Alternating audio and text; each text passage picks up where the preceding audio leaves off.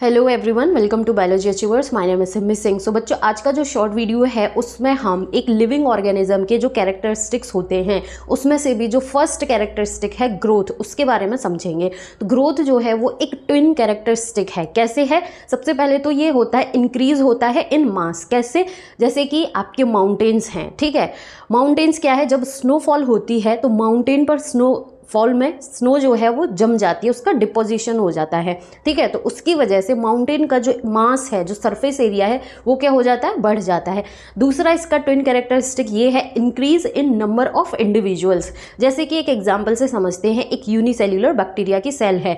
जब ये डिवाइड करेगी, मतलब इसमें सेल डिवीजन होगा, मतलब कि ये रिप्रोडक्शन कर रही है, मतलब कि इसमें ग्रोथ हो रही है। तो एक सेल से दो सेल जो है वो बन रही हैं, तो क्या है, ग्रोथ हो रही है। तो जो यूनिसेल्युलर ऑर्गेनिजम्स होते हैं उसमें सेल डिवीजन, रिप्रोडक्शन, ग्रोथ, ये सारे के सारे फीचर्स जो हैं वो कैसे होते हैं, इंक्लूसिव इंटरडिपेंडेंट इवेंट्स होते हैं।